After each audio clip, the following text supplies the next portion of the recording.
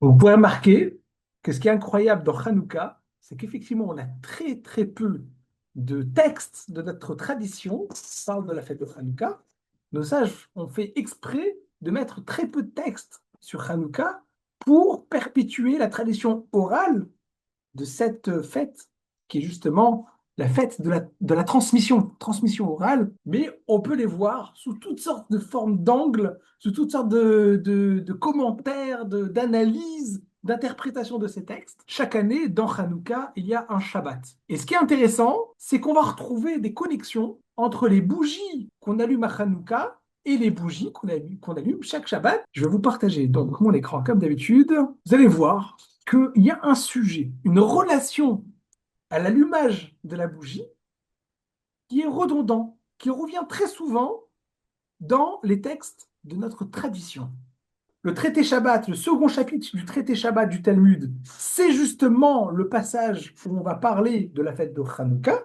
Donc, on analyse plein de halachot, plein de lois qui concernent justement l'allumage de Hanouka.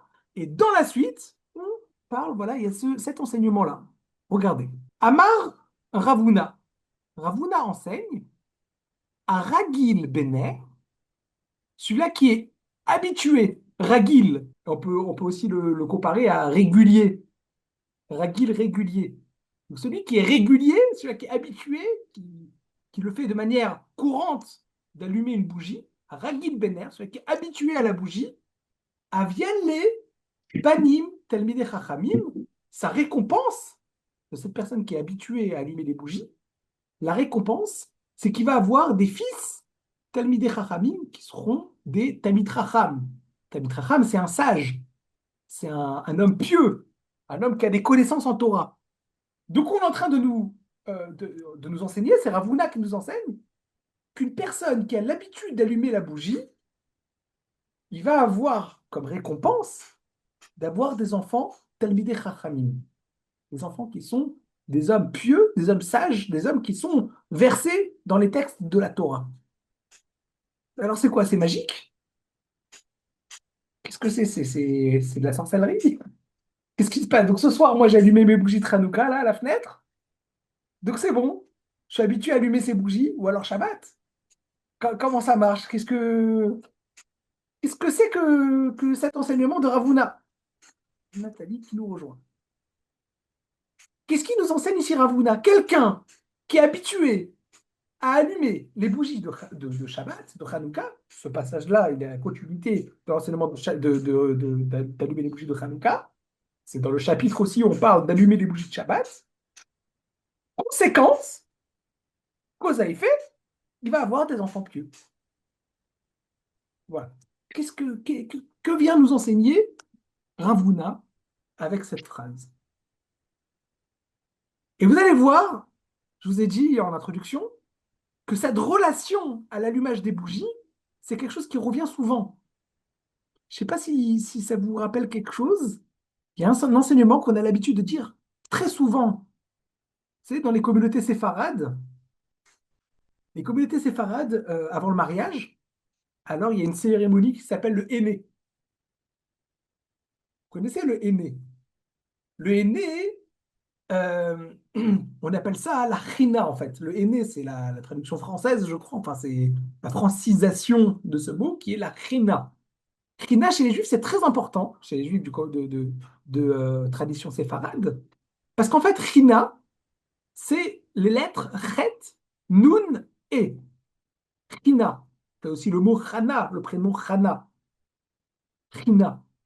Et en fait, ces trois lettres, ce sont les initiales de Chala, Nida, Adlakataner.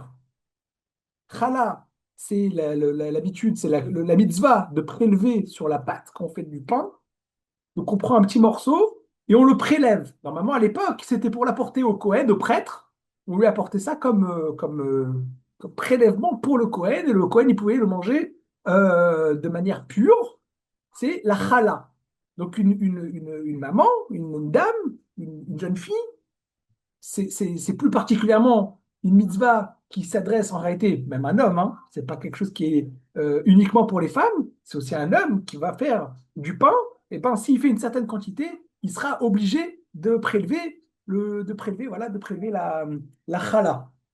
Sauf que c'est habituellement les femmes qui font la chala. Donc c'est pour ça qu'on dit que c'est une mitzvah qui est spécifique, enfin c'est pas spécifique, mais habituellement faite par les femmes. Donc chala, nida, c'est respecter la pureté familiale. Et adlakataner, c'est lorsque les femmes allument les bougies pour le Shabbat. Adlakataner. Encore une fois, c'est pas une mitzvah qui est spécifique aux femmes, puisqu'un homme qui vit seul ou un homme même marié qui se retrouve seul pour le Shabbat, il devra lui aussi allumer les bougies de Shabbat. Mais habituellement, c'est une mitzvah qui correspond aux femmes. Et donc, on a ces trois, la china, chet, nun et, ce sont les trois mitzvot qui sont plus, comment dire, qui sont plus spécifiques, qui ont plus l'habitude d'être chez les femmes. Et donc, regardez ce qu'a dit la Mishnah. C'est dans le même chapitre. Donc, le second chapitre du traité Shabbat. Regardez, la Mishnah, elle dit quelque chose de très très fort. Mishnah Vav, sixième Mishnah du second chapitre de Shabbat. Al Shalosh Averot. Nashim méthode Bishat Ledatan. Mishnah très très puissante, presque violente, qui nous dit qu'il y a trois transgressions, qu'à cause de ces trois transgressions-là, les femmes peuvent malheureusement mourir en couche. Donc lors de la naissance, les femmes peuvent être, c'est un moment de danger, ok? Qu'aujourd'hui, grâce à Dieu, la science a évolué, il y a beaucoup moins de morts en couche, heureusement, mais à l'époque, c'était quelque chose qui était beaucoup plus courant, malheureusement. Et donc, cette Mishnah nous dit que les trois causes principales qui ont comme conséquence des morts en couche, c'est ces trois mitzvot-là de... C'est quoi ces trois mitzvot-là? Al-Shenan Zeirot, parce qu'ils ne sont pas assez attentifs, ils ne font pas assez attention, Banida, Bachala ou Bad la Kataner, la pureté familiale, le prélèvement de la chala lorsqu'elles font du pain, et le fait d'allumer les bougies à la veille du Shabbat. Donc, bon, qu'est-ce que ça veut dire ça que les femmes meurent? Enfin, que les femmes sont plus en danger à cause de cette transgression. Et pourquoi ces trois mitzvot spécifiques? Et ce qui est intéressant, c'est qu'on retrouve encore, comme dans l'enseignement de Ravuna, vous vous rappelez, Ravuna, il a fait dépendre la filiation d'un père et de son fils, avec le fait que son fils va devenir un Talmid Chacham, avec le fait d'allumer les bougies de Shabbat, les bougies de Hanouka. Et on retrouve cette spécificité-là avec une mère qui doit faire attention à l'allumage des bougies, sinon elle est dans un danger lorsqu'elle amène un enfant au monde.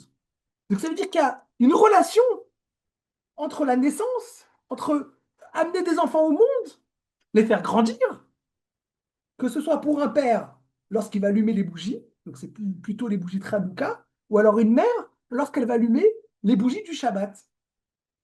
Donc il y a comme ça un point commun entre les différents allumages qu'on a l'habitude de faire, l'allumage de Hanouka, l'allumage de Shabbat, et la transmission, enfin, le lien qu'on a avec notre enfant, que ce soit cette grave accusation, enfin, ce grave danger qu'on fait porter sur les épaules d'une maman lors de son accouchement, si elle n'a pas été assez attentive, qu'elle n'a pas été assez respectueuse de l'allumage des bougies, ou alors un papa, on va lui dire, si tu veux que tes enfants grandissent des Talmidei Chachamim, des hommes pieux, sages, plongés dans l'étude de la Torah, plongés dans l'accomplissement des mitzvot, eh bien, il faut faire attention à l'allumage des bougies.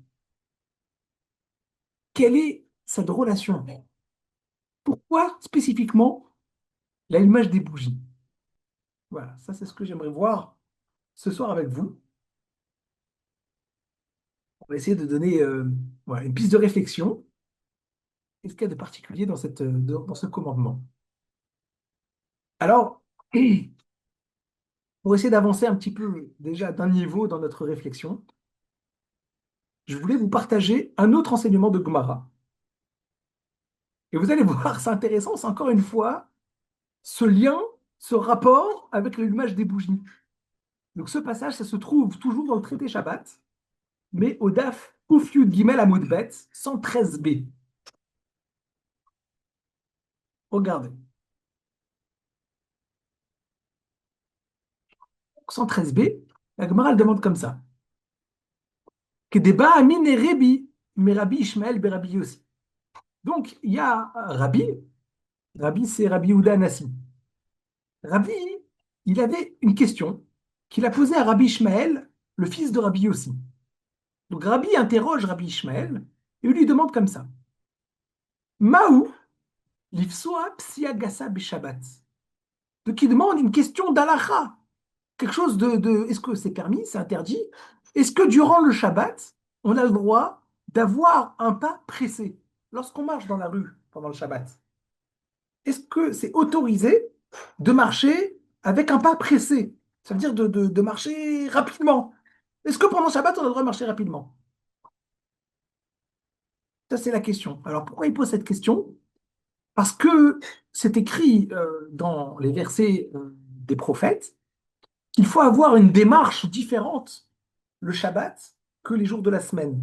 C'est-à-dire que notre façon de se comporter le Shabbat et notre façon de se comporter les jours de la semaine, ça doit être différent. Il faut qu'il y ait une différence dans notre comportement. Donc il demande, est-ce que Shabbat, il faut faire attention d'avoir une démarche plus ralentie, plus posée, de ne pas s'empresser, de ne pas avoir cette démarche qu'il appelle psiagassa. Psiagassa, c'est une marche comme ça rapide de quelqu'un qui est empressé, qui a besoin de marcher vite. Est-ce qu'on a le droit à ça Shabbat? Ça, c'est la question de Rabbi à Rabbi Ishmael ben Rabbi aussi. Réponse, Amarlo lui répond, mais je comprends même pas ta question. Comment ta question, elle peut même commencer? Amarlo, il lui dit, Vechi bechol, mioutra. Mais on n'a même pas le droit de faire ça pendant les jours de semaine. Toi, tu demandes. Toi, Rabbi, tu demandes quoi? Tu demandes est-ce qu'on a le droit de faire ça pendant Shabbat pour faire une distinction entre le Shabbat et les jours de la semaine? Mais je comprends même pas d'où vient ta question. Parce qu'en réalité, même les jours de la semaine, on n'a pas le droit de marcher avec un pas pressé. Quel est l'interdit de marcher la semaine avec un pas pressé? On n'a jamais vu ça. Bah, à tel point, puisque Rabbi, il peut éventuellement poser cette question. Donc ça veut dire que c'est pas écrit explicitement quelque part qu'il ne faut pas marcher avec une démarche empressée pendant la semaine. Quelle est cette réponse-là? Qu'est-ce qu'il veut lui répondre, Rabbi Ishmael Brabi aussi, à Rabbi?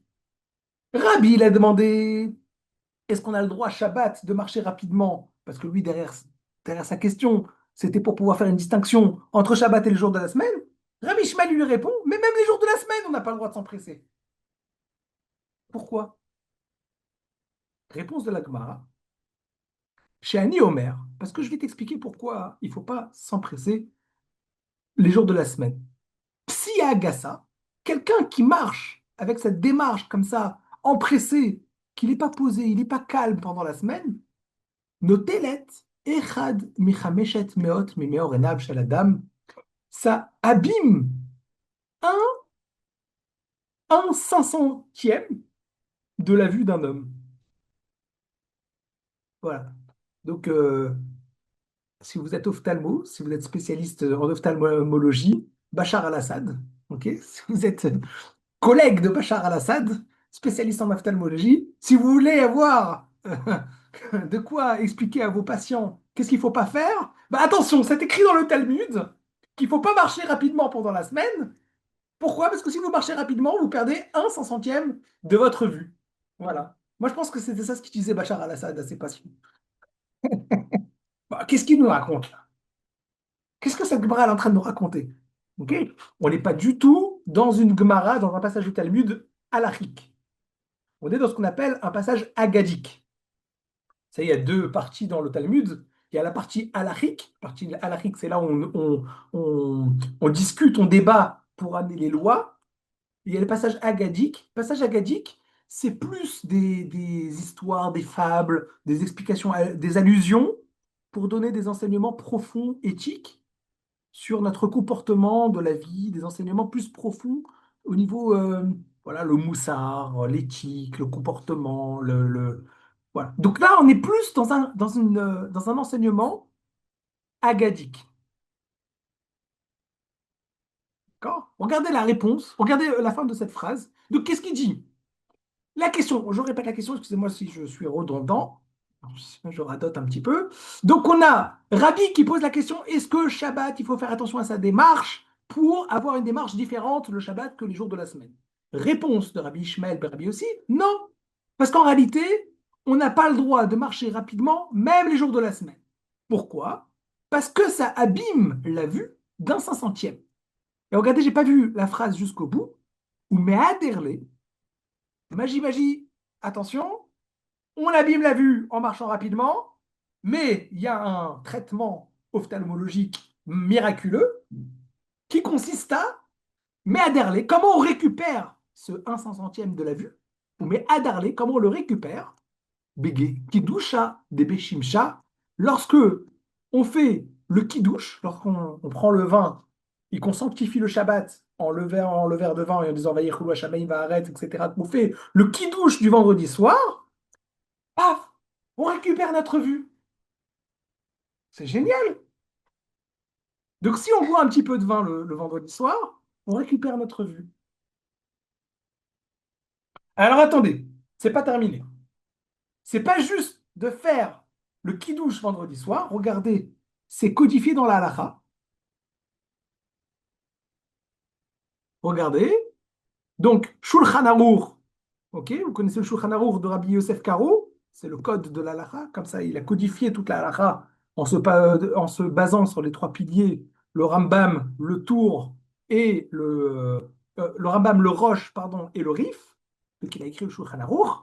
Il a dit voilà, regardez, c'est codifié dans la halakha. Mekadesh al-Kos Maleyain. Donc, le vendredi soir, il faut sanctifier le jour du Shabbat sur un verre plein de vin.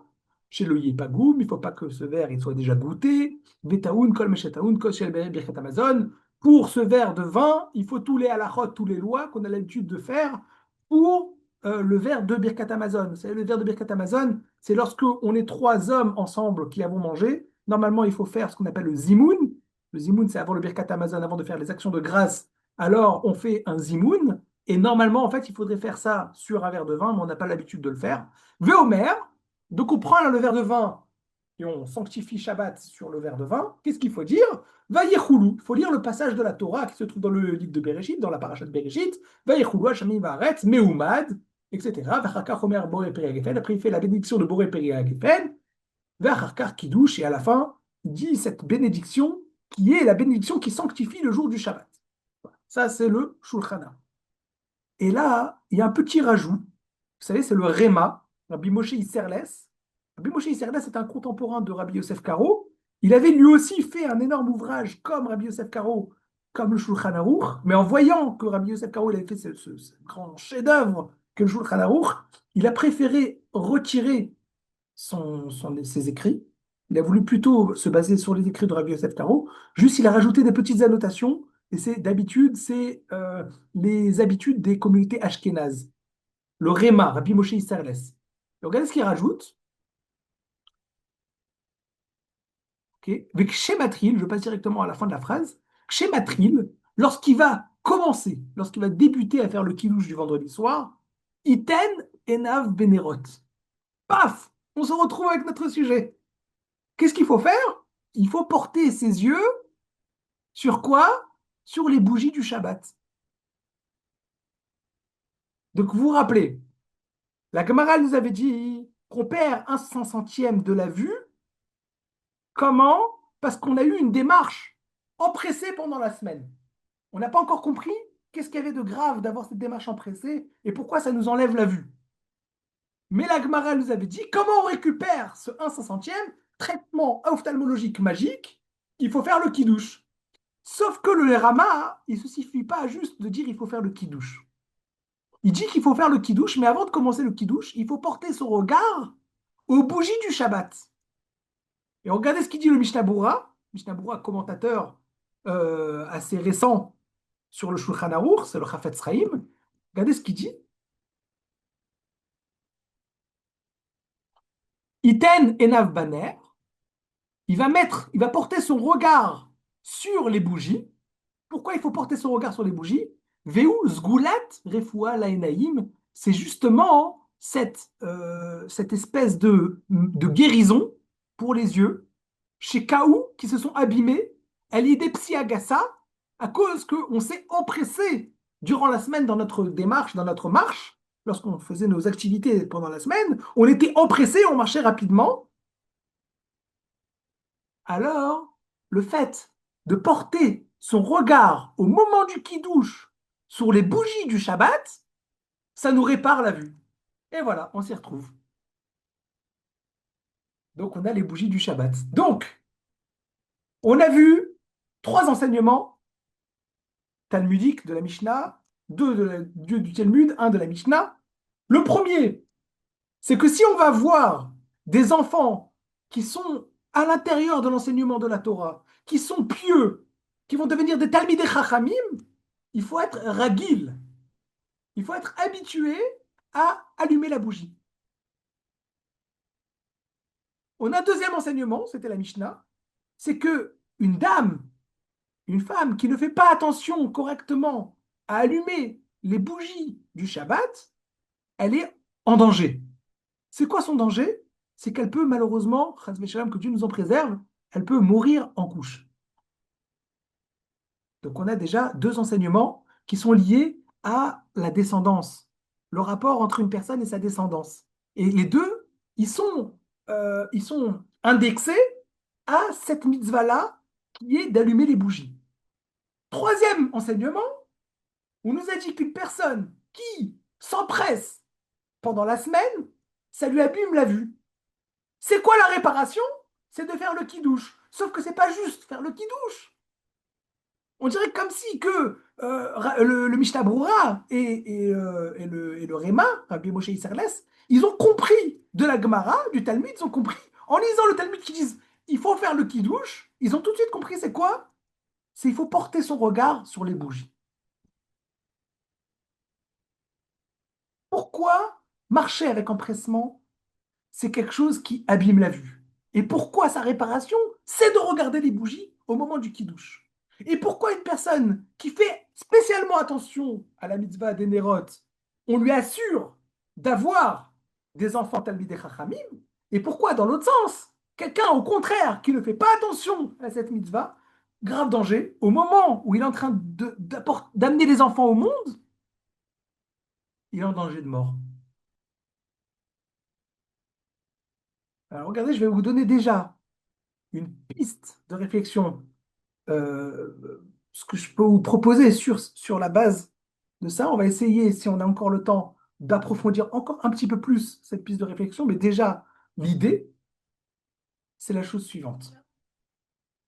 Il y a ici un enseignement fondamental de tout notre rapport au judaïsme, à la tradition, au commandement, au mitzvot, à la Torah. Quelque chose ici de fondamental. Bien évidemment, c'est pas une cause à effet. Quelqu'un qui fait pas attention aux bougies, alors attention, il va mourir. Non, la Torah elle a volontairement exagéré son propos. C'est pas quelqu'un qui. Il y a des choses, la Torah nous dit tel sujet, tel sujet, et ben c'est une personne qui les transgresse, il est passible de mort. Ça, c'est pour nous dire ces sujets-là, ils ont un caractère tellement fondamental que toute la vie repose sur ces sujets-là. Donc ça veut dire que la Mishnah est en train de nous dire que le rapport entre une femme et ces trois commandements-là sont des rapports vitaux. C'est un rapport vital. C'est quelque chose de fondamental dans notre tradition juive. Un de ces trois commandements, c'est la mitzvah d'allumer les bougies. Pourquoi l'allumage des bougies, c'est quelque chose de fondamental au moment où on apporte la naissance, on apporte la vie, on apporte justement, on transmet, on passe d'une génération à une autre. Alors pour ça, c'est pour ça que c'est important d'avoir apporté ce commentaire dans le Shabbat Kufyud Gimel Amud Bet sur l'histoire de quelqu'un qui est empressé. C'est ça la différence entre le Shabbat et les jours de la semaine. Les jours de la semaine, nous sommes dans notre activité. On est pris par nos activités. Il y a une super invention qui s'appelle le smartphone, qui est là tout le temps sur nous. OK? Pac, une notification, paf, un message, paf, un truc. Ah, on doit faire ça. On est tout le temps occupé. Tout le temps occupé. Et ça, c'est pour le smartphone, mais je dis ça pour la blague, mais c'est tout. On peut penser, il y a tellement de sujets qui nous préoccupent la tête, qui fait qu'en fait, on a du mal à s'arrêter, à prendre un temps de réflexion pour notre propre vie, parce qu'on est tout le temps, on est dans un flux qui fait qu'on n'arrive pas à s'arrêter. On est oppressé.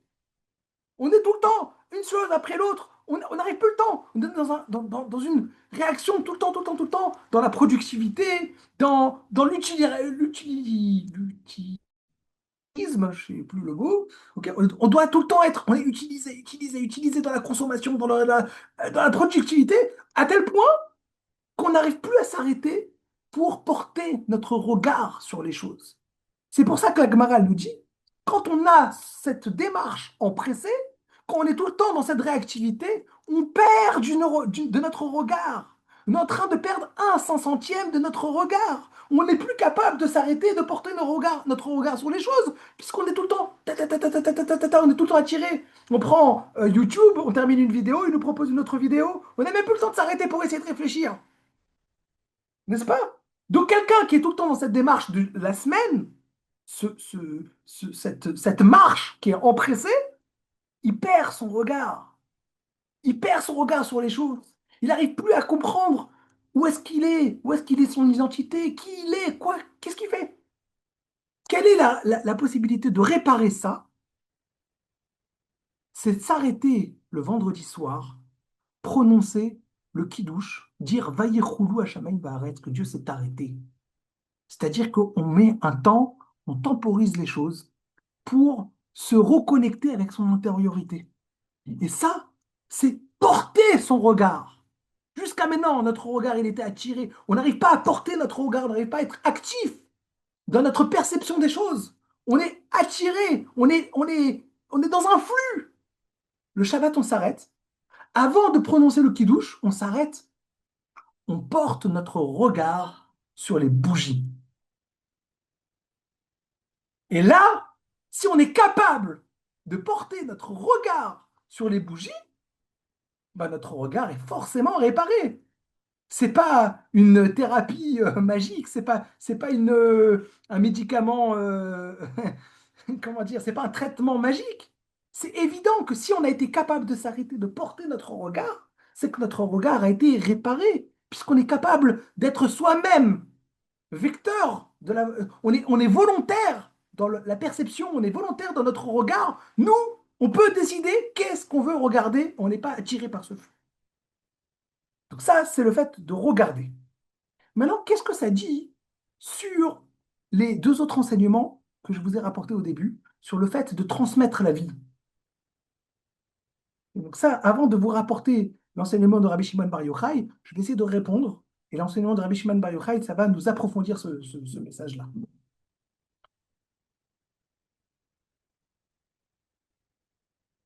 Il y a une histoire comme ça qu'on m'avait racontée. Deux personnes qui étaient de la même communauté. Une personne qui passait sa journée à étudier la Torah et l'autre personne qui passait sa journée à travailler. Et ils ont eu des enfants. Et curieusement, la personne qui étudiait toute la vie la Torah, son fils, n'a pas voulu continuer dans cette démarche. Il n'a pas voulu passer ses journées à étudier la Torah. Il préférait partir travailler. Alors que l'autre personne, qui passait sa vie à travailler, son fils n'avait qu'une chose envie, il n'avait qu'une seule envie, c'était de s'investir dans l'étude de la Torah. Et ils sont partis voir un rave. Ils lui ont demandé comment c'est possible. Réhouven et Shimon. Réhouven passe ses journées à étudier la Torah à la salle d'études, au Beth Midrash. Son fils, le fils de Réhouven, il ne veut pas étudier. Alors que Shimon, qui passait sa vie à travailler dans le business, etc., son fils, lui, il veut absolument étudier. Et le Rav, il a répondu comme ça à Réhouven. Il a dit, toi, tu passes ta vie à étudier. Et le problème, c'est que quand tu rentres à la maison, tu t'assois dans ta chaise, tu fais, oh, ma journée était tellement fatigante, j'ai qu'une envie, c'est qu'on me laisse tranquille. Donc le fils, qu'est-ce qu'il ressent? Il voit son père qui a étudié toute la journée. Il rentre à la maison, il est épuisé, il n'a pas envie de voir ses enfants, il n'a pas envie de trucs. Il se dit, mais attends, mais c'est insupportable l'étude de la Torah. Pas quelque chose d'agréable. Qu'est-ce qu'il a perçu? Il a perçu que son père, il est épuisé par son étude. Alors que le père, Shimon, qui passait sa vie à travailler, il rentre à la maison, il dit, mais attends, j'ai pas étudié de toute la journée. J'ai qu'une envie maintenant que je suis rentré à la maison, c'est de prendre un livre de Torah et d'étudier. Et le fils, qu'est-ce qu'il voit? Il voit son père tout le temps à la maison en train d'étudier avec plaisir. Donc en fait, il y a quelque chose dans la transmission. Dans la transmission, il y a quelque chose, C'est-à-dire que les enfants, quand ils vont regarder leurs parents, ils vont pas forcément écouter le discours du père. Qu'est-ce que le père il a transmis dans sa parole? Vous savez, il faut étudier, il faut étudier, il faut étudier, il faut étudier. Il faut faire les mitzvot, il faut faire les mitzvot, il faut faire les mitzvot. Non, un enfant, il a besoin de voir quel sentiment un père il va donner à les choses qu'il fait, à ses actes. S'il va dire toute la journée, il faut étudier, il faut étudier, il faut étudier, mais qu'en réalité, il donne un sentiment de rejet pour cette étude, l'enfant, la seule chose qu'il va retenir, c'est que la Torah, c'est quelque chose qui lui apporte du rejet.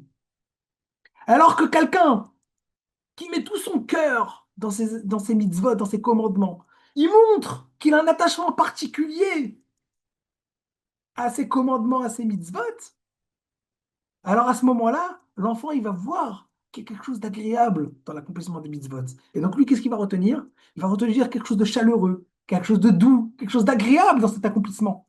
Donc en réalité, c'est pas seulement le discours, c'est pas seulement la théorie, c'est aussi le lien sentimental, affectif qu'on met à l'intérieur de ça. Qu'est-ce qu'elle nous dit la Gemara? Elle nous dit quelqu'un qui est ragil. C'est le mot ragil, habitué, c'est à double sens. C'est à double sens, mais exactement opposé. Parce que l'habitude, ça a un côté dévastateur. C'est parce qu'on est tellement habitué qu'on en perd même le sens, on en perd même le sentiment, parce qu'on est tellement habitué. Mais il y a aussi autre chose. C'est quelqu'un qui est habitué, c'est quelqu'un qui est familier. Familier, ça veut dire c'est quelque chose, lui, ça évoque quelque chose de très familier. La Torah nous dit, la Gemara nous dit, quelqu'un, il faut qu'il soit familier avec les bougies. Ragil dans le sens habitué, pas dans le sens une habitude de la routine, dans le sens d'être habitué, ragil, c'est-à-dire c'est quelque chose qui est habituel chez lui, c'est quelque chose qui a du plaisir avec cette chose-là. Quand on allume les bougies, il faut y trouver du plaisir. Comment on y trouve du plaisir? Qu'est-ce que ça veut dire allumer les bougies? Allumer les bougies, c'est apporter cette petite lumière qui vient éclairer notre vie. Comment ça va éclairer notre vie? Il va falloir montrer combien ces choses-là, ils me sont familières. C'est quelque chose qui m'est proche de mon cœur, quelque chose que je mets du sentiment dedans. Quelqu'un qui arrive à mettre du sentiment dedans, c'est sûr que ces enfants, quand ils vont voir l'attachement, l'affection qu'il a pour la signification qu'il y a à l'intérieur de ces bougies-là, c'est sûr qu'il va devenir un Tamid Racham. Il va devenir quelqu'un de pieux. Parce qu'il a vu son père y mettre son sentiment, y mettre son cœur. Donc un ragil, Bener, quelqu'un qui est habitué, dans le sens où il est familier, c'est quelque chose qui lui apporte une familiarité, une chaleur, une affection. Ben, c'est évident qu'un enfant qui voit son père être tellement attaché et proche de cette mitzvah-là, eh ben, il va vouloir perpétuer cette mitzvah, ce commandement. Alors, pour illustrer cela, essayer de terminer sur ça, je vais terminer sur un commentaire, une halakha du Rambam, mais juste, je vous raconte cet épisode-là. Vous savez, il y avait le grand maître, Rabbi Shimon Bar Yochai, celui qui a dévoilé au monde le Zohar, la Kabbale. Il était pourchassé par les Romains. Il est resté des années enfermé dans une caverne avec son fils, et au bout d'un moment, on lui a fait savoir qu'il pouvait sortir de la caverne. Il sort de la caverne, et qu'est-ce qu'il voit? Il voit un paysan qui est en train de labourer son champ. Et là, Rabbi Shimon Bar Yochai, il le regarde. Il lui dit, comment tu as délaissé une vie éternelle pour t'occuper de cette vie éphémère?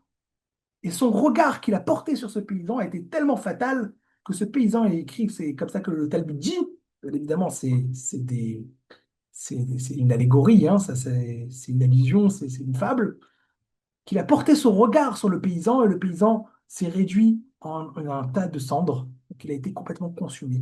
Dieu lui a dit, qu'est-ce que tu es sorti de la grotte où tu étais enfermé pour venir détruire mon monde? Retourne dans la grotte.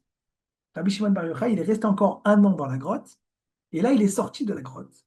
Au moment où il est sorti, c'était vendredi, veille de Shabbat, et on était proche du Shabbat. Et tout d'un coup, qu'est-ce qu'il voit?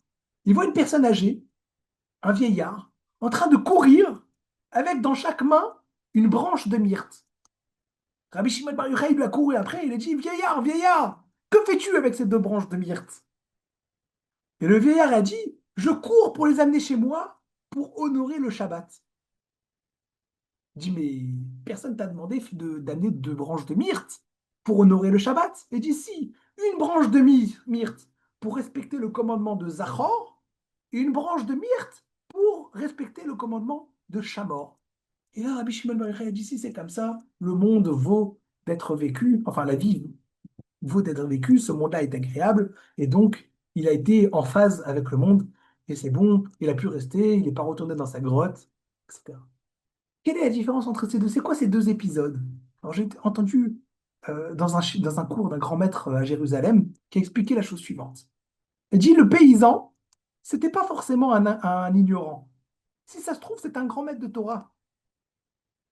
Si ça se trouve, c'était quelqu'un qui passait ses journées à accomplir les mitzvot, à accomplir les commandements, à étudier la Torah, à faire les choses comme il faut. Sauf que tout est dans la démarche. C'est pas seulement une histoire de comment on accomplit. C'est pas seulement le fait d'accomplir ou de ne pas accomplir. C'est aussi d'accomplir avec quelle démarche.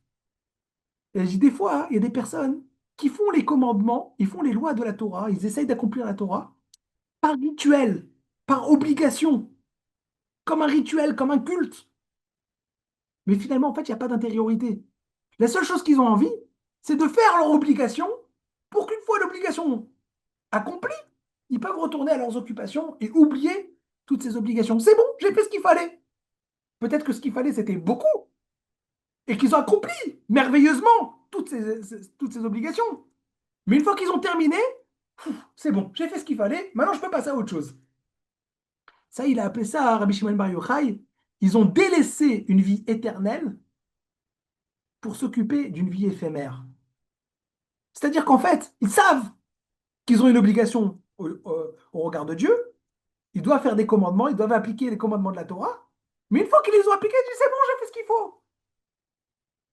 Et ça, Rabbi Shimon Bar Yochai, c'était insupportable pour lui. Par contre, il a vu un vieillard. Un vieillard, normalement, il a du mal à marcher. C'est difficile pour lui. Sa démarche, elle est difficile. Et pourtant, il a vu courir avec empressement.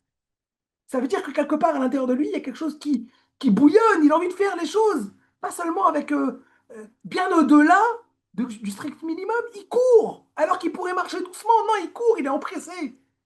Et qu'est-ce qu'il fait cette personne-là? Il a trouvé deux myrtes pour respecter le Shabbat, pour honorer le Shabbat. Mais personne ne lui a demandé d'amener ces deux branches de myrte. Il n'y a pas un commandement dans la Torah où c'est écrit qu'il faut honorer le Shabbat avec deux branches de myrte. Et pas seulement ça, il n'en amène pas une, il en amène deux pour aller jusqu'au bout. Il a vu quoi? Il a vu que cette personne-là, il a un attachement pour le Shabbat. Il a un attachement pour les commandements de la Torah. Il ne fait pas les choses justes parce qu'on lui a demandé de les faire. Il est fait pour aller chercher la profondeur de cette chose, pour aller chercher quelque chose qui peut lui apporter à lui. Il a un attachement avec ces choses-là. Il ne se suffit pas juste du strict minimum, de ce qu'il est obligé, redevable par rapport à Dieu. Il essaye de tirer quelque chose qui va venir pour son cœur. Il essaie de trouver une affection, un affect, un sentiment pour cette chose-là. Et là, Rabbi Shimon Bar Yochai, il a dit, ça, ça c'est quelque chose, ça montre que finalement, les gens, ils ont compris que l'enseignement de la Torah, il peut apporter quelque chose aux gens. Là, c'est bon, le monde, il a un avenir, on peut continuer comme ça. La petite bougie là de Hanouka, petite bougie de Hanouka, c'est justement un Hanouka, cette bougie, elle représente la transmission. Cette bougie, on l'a dit, on répète ça, c'est une bougie qui ne sert à rien, il ne faut pas qu'elle ait d'utilité. Quel est l'intérêt de cette bougie de Hanouka? C'est qu'on la regarde, qu'on porte notre attention dessus, qu'on porte notre regard sur cette bougie et qu'elle ait un impact de notre intériorité, qu'on y trouve un sentiment, qu'on y trouve un rapport personnel avec cette bougie-là. Cette bougie qui représente cette transmission depuis Hanouka jusqu'à maintenant.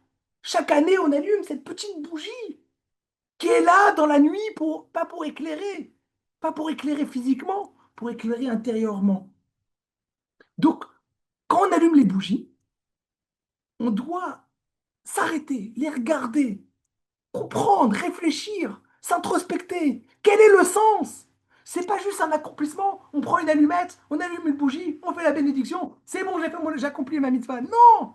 Il faut s'arrêter, regarder les bougies, comprendre qu'est-ce que ça signifie, quel est le message qui est derrière, qu'est-ce qu'il faut regarder en filigrane.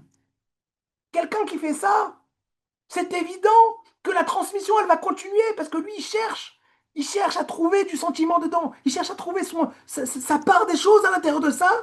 C'est évident que quoi? Que son fils qui va le regarder faire, il va devenir un Talmid Chacham. La transmission, elle va continuer parce qu'il a trouvé sa part personnelle, il a trouvé du sentiment. Il n'est pas venu après tous ces commandements, il s'est assis, ouf, je suis fatigué, c'est bon, j'ai fait ce qu'il fallait. Non, il continue, il trouve du plaisir. Et je terminerai, dernier petit passage que je vais vous montrer, un petit passage qui est merveilleux et qui montre vraiment toute l'importance de Hanouka. C'est la dernière loi que Maïmonide rapporte à propos des lois de Hanouka. Aya Lefanav, Ner Beto Vener Hanouka. Au Ner Beto Vikidush Hayom, il y a une personne, il doit faire un choix. C'est une personne qui est pauvre, il n'a pas de quoi acheter ce qu'il faut pour 2 bougies. Il peut acheter soit une bougie pour accomplir la mitzvah de Hanouka, soit accomplir la mitzvah d'allumer les bougies de Shabbat. Il ne peut pas acheter 2 bougies. Il a la possibilité d'acheter qu'une seule bougie. Bon, ils s'amusent bien, hein, les Chachamim, quand ils prennent leur cas. Ils sont partis chercher un cas où une personne il a assez d'argent pour acheter une bougie, quoi. Non, bien évidemment, c'est pour nous mettre en exergue la valeur des choses, la hiérarchie. Mais voilà, comme ça, ils ont décidé de nous l'enseigner. Il y a une personne, il doit faire un choix. Soit il achète une bougie pour Hanouka, soit il achète une bougie pour Shabbat. Alors, qu'est-ce qu'il faut choisir? Qu'est-ce qui est plus important? La bougie du Shabbat ou la bougie de Hanouka? Regardez ce qu'il dit, c'est basé sur un enseignement de la Gemara. Regardez ce qu'il dit. Ner Beto Kodem. S'ils doivent choisir entre la bougie du Shabbat ou la bougie de Hanouka, il faudra choisir la bougie du Shabbat. Pourquoi? Le Rambam nous donne l'explication. Mishum Shlom Beto. Pourquoi? Pour l'harmonie du couple. Parce que la bougie du Shabbat, elle vient pour apporter l'harmonie du couple. Parce que c'est pas agréable d'être dans le noir le soir, vendredi soir. On peut pas allumer la lumière, on peut pas allumer une bougie. Donc, pour amener un cadre paisible dans la maison, on allume une petite bougie pour être rassuré, pour qu'il y ait une ambiance agréable, harmonieuse dans la maison. Alors que la bougie de Hanouka, c'est juste pour transmettre un message. Donc, si on doit choisir entre la bougie de Hanouka et la bougie du Shabbat, il faut choisir la bougie du Shabbat. Pourquoi? Parce que la bougie du Shabbat, elle apporte l'harmonie dans le couple. Pourquoi? Parce que l'harmonie du couple, c'est la chose qui est le plus important de tous les enseignements de la Torah, de tout ce qu'on doit chercher. On doit chercher l'harmonie dans sa maison. Ben même Dieu a accepté qu'on efface son nom. L'essentiel, c'est qu'il y ait l'harmonie entre un homme et son épouse. Gadol Shalom, la valeur de la paix, c'est la chose qui est le plus importante. Chez quand la Torah nitna la sot shalom baolam, parce que la Torah n'est venue que pour apporter la paix dans le monde, comme il est écrit, des Noam, les chemins de la Torah sont des chemins agréables, des Chol Netivotea, et toutes ces routes, shalom, ça amène à la paix. Hyper important. La Torah doit se vivre de manière paisible. La Torah doit se vivre de manière harmonieuse. Y trouver du sens. Y trouver quelque chose de profond à l'intérieur de nous. Quelque chose qui nous apporte de la paisibilité. La Torah n'est pas là pour être un joug qui nous écrase et qu'on est là en train de souffrir, en train de dire oh là là, c'est dur pour moi, tout ça. Chacun, il doit trouver son plaisir à l'intérieur. Et si on doit choisir entre la mitzvah d'allumer la bougie de Shabbat et la mitzvah d'amener la bougie de Hanouka, c'est évident qu'il faut choisir la mitzvah du Shabbat, parce que ça apporte la paix. Mais même les bougies de Hanouka, qui sont un commandement, il faut allumer la bougie, il faut y trouver du sens, il faut y trouver de l'intériorité, de l'affection, un sentiment, un attachement. Sinon, on est à côté de la plaque. À tel point que si on devait choisir entre les deux, la mitzvah de Hanouka, elle partirait sur le côté, et il faut choisir que la mitzvah du Shabbat. Parce que la mitzvah de la bougie du Shabbat, elle apporte la paisibilité. Donc, pour résumer, pour terminer, on a, bien sûr, il faut regarder en arrière, l'histoire, la tradition. Que signifie Hanouka? Il faut demander, qu'est-ce que ça signifie? L'histoire de la fiole d'huile, l'histoire des Maccabim, la guerre, etc. Qu'est-ce qui se passait avec les Grecs, etc. Tout ça, c'est très important. Mais il y a aussi une deuxième part, c'est comment on accomplit cette mitzvah. Comment on accomplit? C'est qu'au moment où on allume les bougies de Hanouka, il ne faut pas que ce soit un rituel juste comme un culte. On prend une bougie, on allume, on fait la bénédiction et hop, on passe à autre chose. Il faut s'arrêter, regarder, s'imprégner, trouver du sens. Regarder le message qui est en filigrane derrière cette bougie. Y trouver son compte. Et que ça apporte de la paisibilité dans notre vie. Ça apporte du sens dans notre vie. Si on ne fait pas ça, il y a un danger. C'est que la transmission, elle va s'arrêter. Parce que finalement, c'est pas quelque chose de fécond. C'est quelque chose de mortel.